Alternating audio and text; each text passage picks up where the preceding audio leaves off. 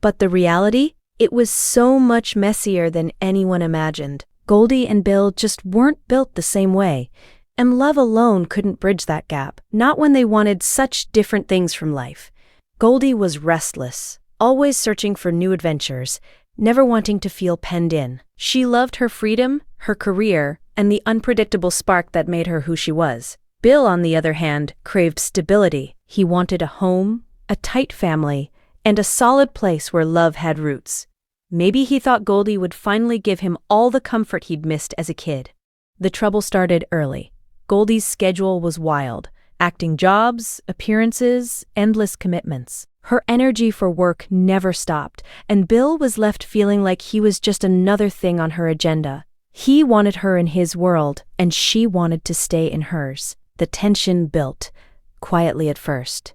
Little things, missed dinners, rushed conversations, Goldie flitting from set to set, but underneath was that bigger clash. She refused to be tied down, and he wouldn't let go of his dream of a loving, stable family. And then came that one conversation. Bill asked Goldie for something huge, something she never expected. He wanted her to stop working, to step back from the limelight, to just be his wife and the mother of their kids. The request was bold, maybe even naive, but to him, it felt like the only way to save their marriage. For Goldie, it felt suffocating. She'd fought so hard for her independence, for her place in Hollywood, and now her husband wanted her to give it all up. It was a moment that changed everything. She looked at him and realized they were on completely different tracks. Goldie just couldn't, and honestly wouldn't, give up her dreams for anyone, not even the man she loved. That refusal wasn't just stubbornness. It was her core. She'd spent her whole life proving herself, breaking boundaries, and now someone wanted her to shrink herself down to fit their idea of love. It was heartbreaking, but also kind of inevitable. There's something raw about watching two people reach for each other and just miss. Bill felt lost. He struggled with Goldie's insistence on her own life, and the old wound from his childhood kept reopening. It was like he kept waiting for her to choose him the way he needed, but Goldie would always choose herself first. Maybe she had to. Maybe that's what made her Goldie Hawn, and what made Bill Hudson a man forever searching for something just out of reach. The split was quiet at first, then messy, like most breakups are when emotions boil over. The tabloids didn't really understand, and honestly, neither did most people outside their circle. They saw a gorgeous couple imploding, but they missed the real story. Two people whose idea of happiness just didn't fit together, no matter how hard they tried. The fallout stretched across years, branding their kids with the complicated legacy of parents who loved fiercely but couldn't make it work. Goldie didn't stop loving life after the divorce. If anything, she leaned into her freedom even more. Her career kept soaring, and she found lasting happiness with Kurt Russell, a partner who seemed to match her spirit and never tried to put her in a box. Bill moved on too, but was always marked by that early abandonment and the loss that came with Goldie. So what's the takeaway? Sometimes, love looks perfect from the outside, but the real story is always messier, deeper, and way more complicated. Goldie and Bill wanted different things, and neither could change who they were at their core. That bold conversation, that moment when Bill asked Goldie to give up her world, was where the fault line split. But you see it in them both: strength, vulnerability, a need for love, and an inability to compromise. And honestly, that's what makes their story so fascinating. It's not about failure or regret. It's about two people who gave it everything and learned that love, for all its magic, doesn't always mean you get to keep it. Sometimes, you have to let go, so you can finally be yourself. Looks can fool you so easily, right? You see two people hand in hand, smiling for the cameras, and you think, wow, they've got it figured out. But the story underneath is never that simple. Goldie Hawn spent most of her life fighting for her sense of self. She found freedom and held on to it like a lifeline. From the start, she made it clear: no one's expectations, Hollywood's, society's, even her partner's, were going to dictate who she was. She was bold, constantly carving out her own space, and marriage wasn't going to change that. I do never meant I'll conform. Her spirit just refused to be boxed in. Now, Bill Hudson grew up longing for exactly the kind of security Goldie rejected. All his life, he craved roots, a solid, steady marriage he could count on. He wanted tradition. He wanted to build the family he never had, something lasting and safe. So when these two worlds collided, it set the stage for trouble that everyone could see coming even before it happened. Trouble didn't wait long. As Goldie's career kept climbing, Bill started feeling like he was disappearing.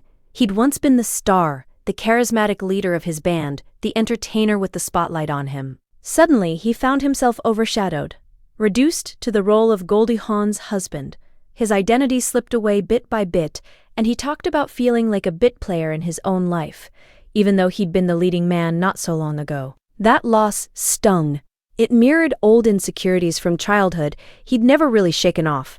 Then came the turning point, the conversation Bill still remembers, decades later. Goldie asked if they could have an open marriage. Let's pause for a second, because the world was changing back then. We're talking late 1970s. People were questioning everything about love and relationships. In Goldie's circle, open relationships and free love weren't totally wild ideas. More and more folks were seeing traditional marriage as confining, like a room with no windows, and breaking out felt like liberation. For Goldie, the request made sense. It fit how she'd always lived, open, honest, not bound by rules. She wasn't trying to hurt anyone. She genuinely believed this was a better way to love. To her, it was about honesty and freedom, not about betrayal. But Bill? He felt like the floor disappeared beneath him. Everything he thought about marriage, the commitment, the meaning of love, suddenly looked uncertain. And the timing? Brutal. Bill told people Goldie had leaned over to him on their wedding day and whispered, "Do you think we're doing the right thing?" That question stuck in his mind, sharp and painful for years. He tried to make it work, really tried. He wanted to understand Goldie's view, to adapt, to hang on to what they had. But as time went by, the reality hit him. Goldie flourished in her independence, while Bill felt more alone than ever. He was still hopelessly in love with her, but he was asked to live with a version of love that felt a lot like the abandonment he'd experienced as a kid. So there he was, the little boy who saw his father walk out, now watching his marriage slip away. Only this time, he was right in the middle, powerless to stop it. Bill talked about feeling torn apart, loving Goldie deeply, but feeling completely betrayed. Goldie's father once warned Bill that she needed different men to satisfy her different sides. True or not, that warning created doubts that never disappeared. And every day, those seeds of uncertainty grew, tangled up with love and heartbreak, making it harder and harder for Bill to figure out who he really was and what he had left. The open marriage, which was supposed to create freedom, had instead created a wound that just kept getting deeper. By 1982, it was over. Bill filed for divorce, and just like that, the fairy tale was finished. But the end of the marriage wasn't the end of the pain, not by a long shot. What followed was years of difficult co-parenting, complicated family dynamics, and very public exchanges of hurt feelings and unresolved grief. Kurt Russell, who became Goldie's long-term partner after the divorce, stepped naturally into a father figure role for Oliver and Kate. And while that was probably wonderful for the children in many ways, it also deepened the distance between Bill and his kids in ways that proved incredibly hard to repair. In 2015, Bill's son Oliver made headlines when he posted on social media calling Father's Day Abandonment Day, a raw, public acknowledgement of the pain he felt about his father's absence from his life. Bill, for his part, felt that Goldie had influenced how his children saw him, that his side of the story had been buried under her version of events. In 2011, he published a memoir specifically to tell that other side. And whether you see it as a man finally finding his voice, or a man still fighting battles that should have been left in the past, you can't deny that the pain in those pages was absolutely real. Here's the thing that gets me about this story, and I think it's the reason it still resonates so deeply, even all these years later. Neither Goldie nor Bill was the villain here. Not really. They were just two people who wanted fundamentally different things, who fell in love before they fully understood that those differences might be impossible to bridge. Goldie needed freedom. She needed room to grow and evolve, and be fully herself. And history has shown that she wasn't wrong about who she was. Her long, loving, still going strong relationship with Kurt Russell, built on mutual respect and choice rather than obligation, has become one of Hollywood's most enduring love stories.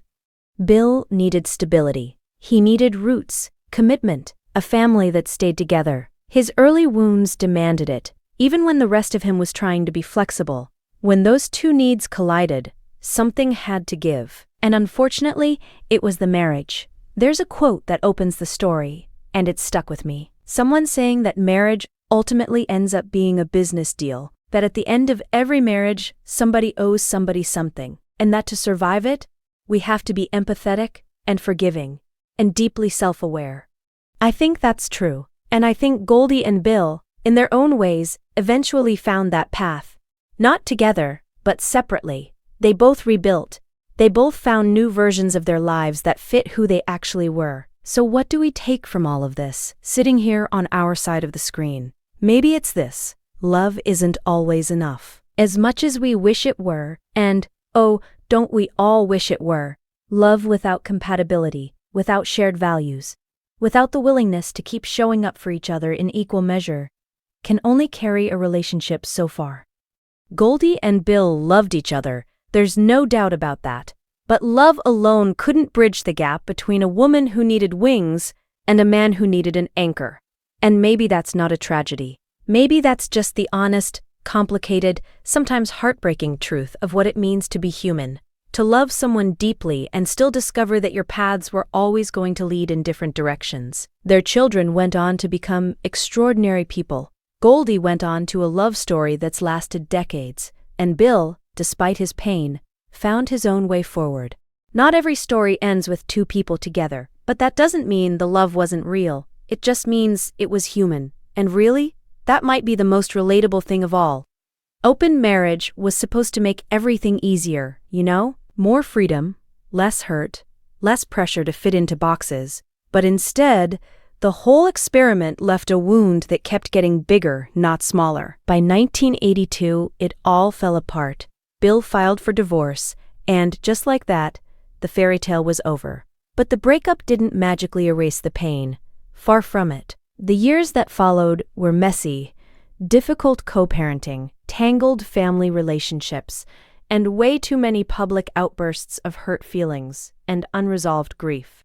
Then came Kurt Russell. After the divorce, he became Goldie's long-term partner, and really stepped right into the role of father for Oliver and Kate. Good for the kids in a lot of ways, I'm sure, but that just pushed Bill further out, making a hard situation even harder to fix. To this day, you can feel how deep the pain went.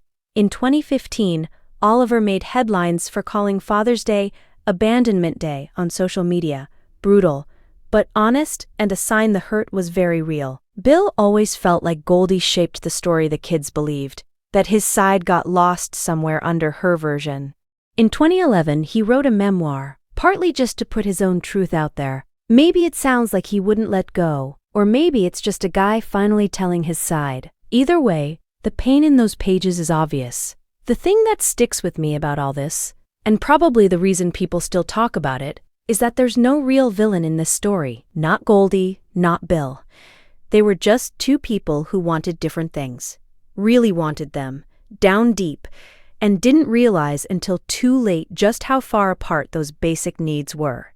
Goldie needed space. She needed freedom to change, to become herself. And honestly, she was right about who she is.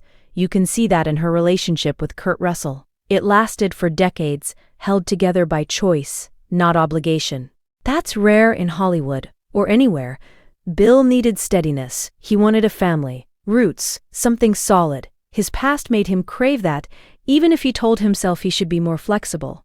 Those needs collided, and the marriage broke. There's this line I can't get out of my head. Someone once said, all marriages, in the end, feel like business deals. At the end, someone always owes something. The only way out is empathy, forgiveness, and a huge dose of self-awareness. That feels true, and I think Goldie and Bill, in their own ways, finally found that, just not together. They both started over. They both built lives that made sense for them. So, what do we pull from all this, really? Maybe it's just that love isn't always enough, even when it feels like it should be. You can love someone to the ends of the earth, and if your needs just won't line up, if your foundations don't match, you reach a limit that love, by itself, can't cross. Goldie loved Bill. Bill loved Goldie. That's obvious. But love alone couldn't bridge the canyon between someone who needed to fly and someone who needed to anchor. Maybe the real tragedy would have been pretending it could. Maybe this is just what being human looks like. Loving someone as much as you can, and still, your journeys pull you in different directions. Their kids grew up and did amazing things in their own right. Goldie found a love story that lasted. And even after everything, Bill figured out his way forward. Not every love story ends with the couple staying together. Doesn't mean the love wasn't real. It means it was messy, true, and human. And honestly, that's something almost everyone can recognize in their own life.